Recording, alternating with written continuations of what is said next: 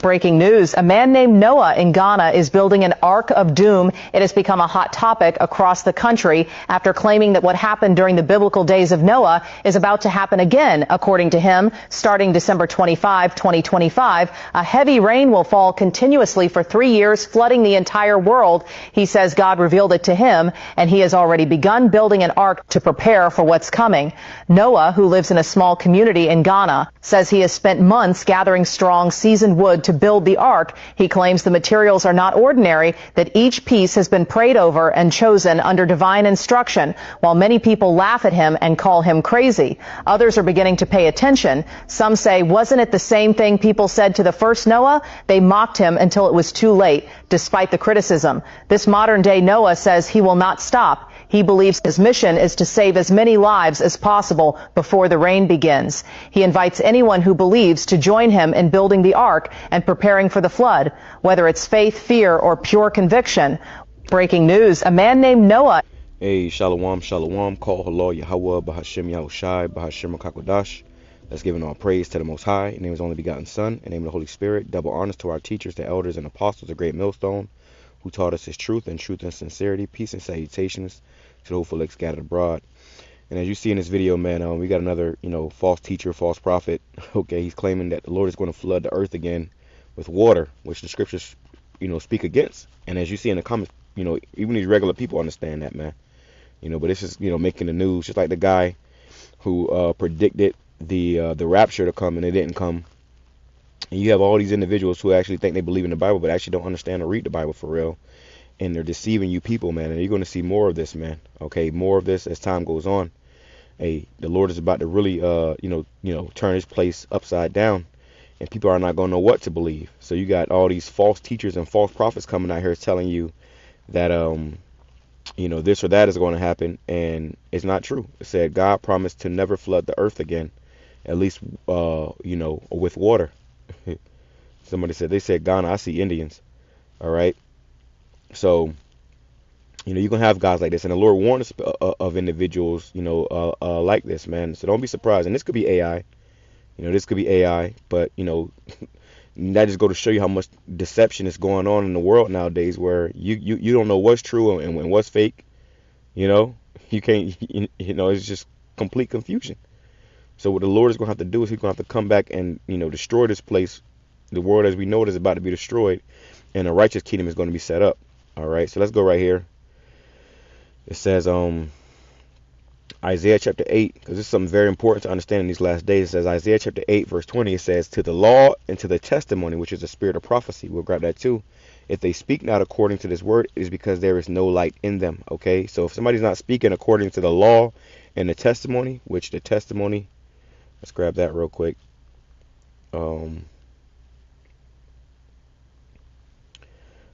If they're not speaking according to the law and to the testimony, then it's because there is no light in them, man. So you cannot fall for these individuals who just claim, something that God told them, right? Let's go right here. It says Revelation chapter 19, verse 10. It says, and I fell at His feet to worship Him, and He said unto me, see thou do it not. I am thy fellow servant of thy brethren that have the testimony of Yahawashi. Worship the Most High, for the testimony of Yahawashi is a spirit of prophecy. And you're going to find these prophecies in the Bible. The Most High is not going to come and whisper in your ear some prophecy, and you're going to go have you on a 3-year mission to build an ark for a flood that's coming 3 years. And just madness, man. Okay? But let's grab this too, because the Lord warned us of this time, man. Okay? He told us this time was coming. It says, Matthew chapter 7 verse 15, and beware of false prophets which come to you in sheep's clothing, but inwardly are ravening wolves. And all these individuals that they want, money, fame or whatever. It says Matthew chapter 24 verse 11, and many false prophets shall arise and shall deceive many. And many people are being deceived. Look at all the people that sold all their stuff. Okay, they sold all their stuff because this guy told them it was going to be a rapture. Okay, and there's always some guy from out of the country somewhere where the prophets are, the elders and apostles are here in America. They started in New York. Okay, but everybody, it's all these random people across the world talking about their, the men of the Lord and whatnot. Okay, which we know that's not true. Okay, We know that's not true, and we know by the scriptures, man. Okay, right here it says, Mark chapter 13, verse 22, for false anointed and false prophets shall rise and shew great signs and wonders to seduce, even if it were possible, even if it were possible, even the elect. So these people are just here to seduce you and really to deceive you. You know, that was their whole purpose of being created, was to be deceivers. Anybody who's speaking about the Most High without actually going into the scriptures or speaking from the scriptures, they're set up to be you know, to cause the deceit. Okay, and the scripture says, the deceivers and the deceived are both his. I can grab that real quick, Lord willing. Deceivers. Hold it 1 second. I don't know. It's always hard trying to find this. Deceive. Maybe I'm spelling it wrong. Salakia. All right.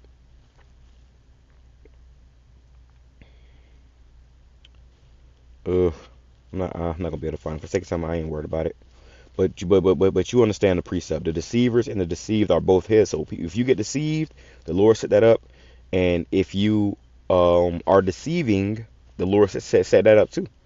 It says Genesis chapter 9 verse 11. And truth be told, the people who are the deceivers are going to be the ones that are most heard over the true men of the Lord, that are honest and true. Okay. Somehow the deceit, the lies, you know, and even the slanders against the men of the Lord, it goes a lot further than the truth, you know, the real message. Okay, it goes a lot further, you know. So it says that's why all them people was out there standing on a mountaintop thinking they was gonna get raptured. They was selling all this stuff all over the world because of this one false pastor has told you that the rapture was coming on this particular day. These people are through. It says Genesis chapter 9 verse 11, and I will establish my covenant with you, neither shall all flesh be cut off anymore by the waters of a flood. So the Lord said this was a covenant he established with us, that the world was never going to be cut off again by a flood. Okay, neither shall there be any, it's early, man. Neither shall there any more be a flood to destroy the earth. So the Lord is telling us here that this earth is not going to be flooded again with water. Okay, which was true. The flood did happen. You got all these different accounts from all these different nations speaking about a flood in their, you know, in their history and whatnot. You know, so it's, you know, and then they have, like, you know, seashells on the top of mountains and stuff. It's evident that there was a flood. Okay, but the Lord said He's not going to flood the earth with water again. All right. It says, and the Most High said, this is the token of the covenant which I will make between me and you and every living creature that is with you for perpetual generations. I do set my bow in the cloud, and it shall be for a token of my covenant between me and the earth. So this is why we have the rainbow. Okay, this is why we have the rainbow. Let me see if I can grab that bow, which it already says it in NLT, but I want to grab it and see what it says in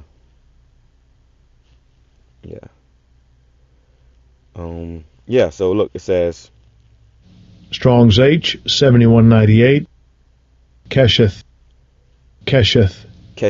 So that word bow in the Hebrew goes into rainbow. Okay, or yeah, that, you know, what it means when it says bow, it means the rainbow. This is why after it rains, you know, you always see you'll see a rainbow. Sometimes it's a double rainbow. Okay, that was a covenant the Lord made, that He would never flood the earth with water again.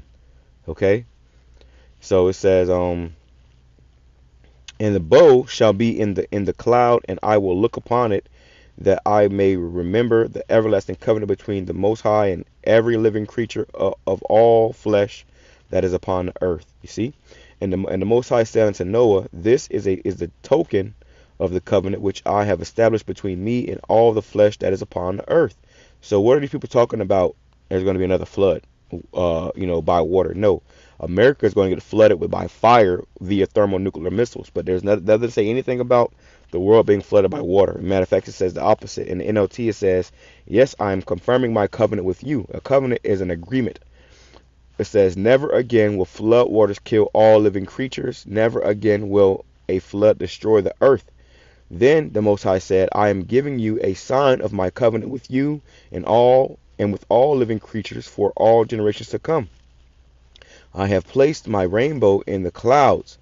It is a sign of the covenant with you and with all the earth. So that's why, like I said, this is why we see the rainbow, which now they've made it into some pride, Moism stuff, which is completely wicked in itself. Okay? Because when you understand how the rainbow came about, it was after the Lord destroyed the majority of the people on the earth and only saved 8 souls. Okay, that's how the flood came about. But now they're turning it into, immorality. Okay, this is why that rainbow now, it represents, at least in this world, it represents, homosexuality. Okay, lesbianism. Okay, because it's a slap in the face to the Most High God. All right, it says, when I sent clouds over the earth, the rainbow will appear in the clouds. And this is what happens when it rains. After the rain comes, the rain clouds come, then you'll see a rainbow. Okay, and that's how we know that the Lord is not going to flood the earth with water again. That was a sign He created in the heavens for us to witness. And everybody have seen a rainbow. Okay, and I will remember my covenant with you and with all living creatures. Never again will the flood waters destroy all life. When I see the rainbow in the clouds, I will remember the eternal covenant between the Most High and every living creature on earth. Okay. Then the Most High said to Noah, yes, this rainbow is the sign of the covenant I am confirming with all the creatures on earth. You see? So that rainbow was a sign that the Lord was never going to flood the earth with water again. So what are they talking about? And like I said, that whole story could have been AI. Who knows what's real and what's fake nowadays? And that's just how much that's how much deception is going on out here, man. All right, how wicked this place is now, because you don't know what's true and what's fake. But what we know is that the word of Yahweh BAHASHAM Yahawashi is true, man.